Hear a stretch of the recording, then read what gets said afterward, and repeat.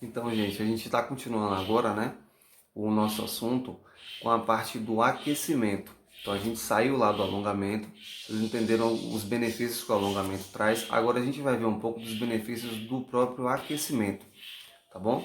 Então, eu vou começar a falar aqui para vocês que existem primeiro dois tipos de aquecimento: o aquecimento geral e também o aquecimento específico, tá bom? Eu vou falar para vocês cada um deles, vocês vão entender melhor para que serve.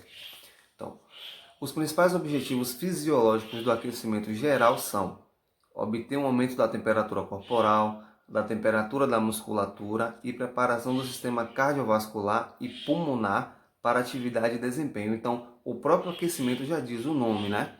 Que o que é você aquecer, é você esquentar o seu corpo. O alongamento você vai o quê? Fazer o alongamento para que não ocorra nenhum tipo de lesão no momento de qualquer atividade que você faça. Por exemplo, uma corrida. Se você alongar antes de correr, o risco de você ter uma lesão é praticamente zero. Mas se você inventa de correr sem alongar e sem aquecer, você vai trazer prejuízos para o seu corpo, tá bom? Então o aquecimento também não é diferente, você está aquecendo o seu corpo. Então você primeiro alongou para não sentir lesão e agora você vai aquecer para que você tenha maior desempenho nas atividades que você faça, tá bom? Devemos elevar a temperatura corporal, pois ao atingir a temperatura ideal, as reações fisiológicas importantes para o desempenho motor ocorrem nas proporções adequadas para aquela determinada atividade. O que é desenvolvimento motor? É o desenvolvimento do seu corpo. Então, determinadas crianças têm as suas faixas etárias de idade, né?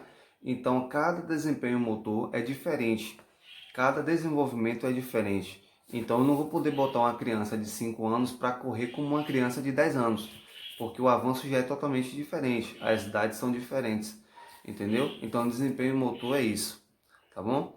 A velocidade do metabolismo aumenta em função da temperatura, aumentando 13% para cada grau de temperatura. Então, o aumento da irrigação dos tecidos garante um melhor suprimento de oxigênio e substrato aos tecidos. Quando o metabolismo está alto, torna as reações químicas mais rápidas e mais eficientes. Então, por isso que é bom a gente aquecer, porque com o metabolismo alto a gente vai poder ter uma melhor produtividade nas atividades, tá bom? No lado preventivo, o aumento da temperatura resulta em uma redução da resistência elástica e da resistência do atrito. São as resistências corporais da gente, tá bom? A musculatura, os ligamentos e os tendões tornam-se mais elásticos, tornando-os mais suscetíveis a lesões ou rupturas. Há também modificações importantes nas articulações, devido a uma série de mecanismos. As articulações aumentam a produção de líquido sinovial, né, aquele líquido que fica dentro das articulações da gente, né, tornando-se mais resistentes à pressão e à força. Agora eu vou começar a falar para vocês um pouco sobre o aquecimento específico. O próprio nome já diz, aquecimento específico é aquilo voltado para determinada atividade. Por exemplo, um aquecimento voltado para o vôlei, por exemplo, já é um aquecimento da própria área.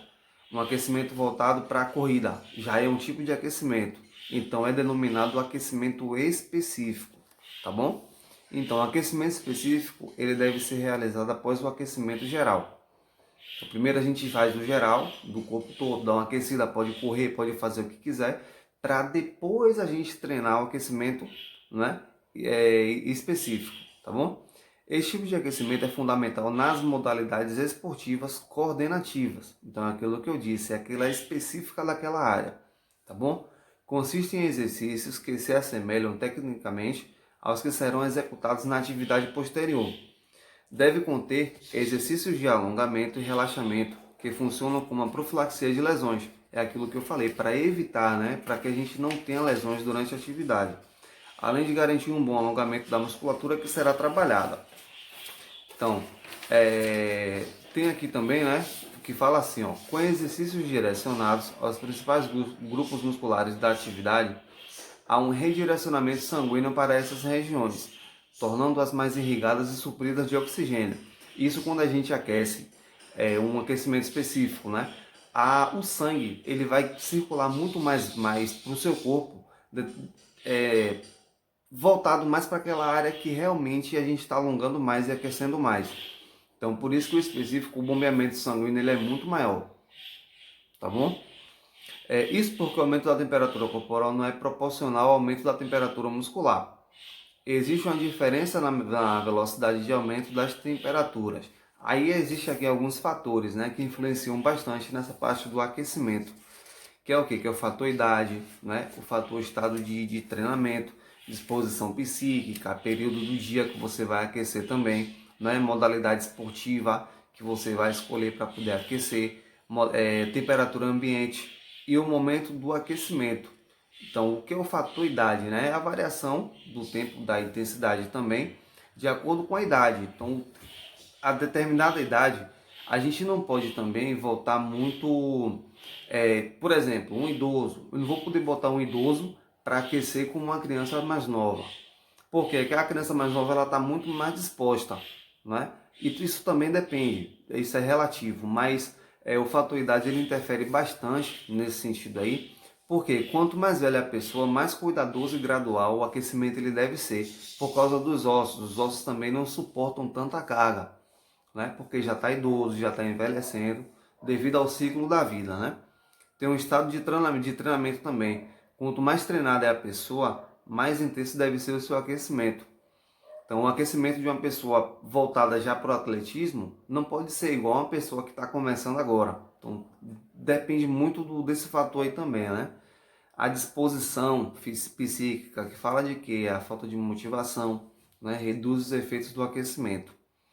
Então, período do dia, né? Pela manhã o aquecimento ele deve ser mais gradual, mais tranquilo e mais longo um pouco, né? E durante a tarde o aquecimento pode ser mais curto, por causa da temperatura, tá bom? Já à noite deve ter características similares ao da manhã. Então, modalidade esportiva, por exemplo, deve ser realizada de acordo com a modalidade praticada que a gente escolheu, tá bom? Nesse ponto ainda devemos prestar atenção nas características individuais do esporte. Então, de acordo com cada aquecimento voltado para cada esporte. Não pode botar um aquecimento geral, tá bom? Para todos os tipos de esportes. Não. Temperatura ambiente. Isso é importante. Em tempos quentes, o aquecimento ele deve ser reduzido. E em tempos frios, não. Ele pode ser muito mais praticado, né? Ele pode botar uma intensidade muito maior. Porque se o nosso corpo ficar acostumado a receber aquele frio, é pior para a gente. Então é bom a gente aquecer, né, para que o nosso metabolismo funcione direitinho, tá bom? E o momento do aquecimento, né, o intervalo ideal entre o final do aquecimento e o início da atividade é de 5 a 10 minutos. O efeito do aquecimento perdura de 20 a 30 minutos. Após 45 minutos, a temperatura corporal já retomou sua temperatura ideal, temperatura de repouso, tá bom? Então perceba aí, ó, a gente pode fazer atividade o quê?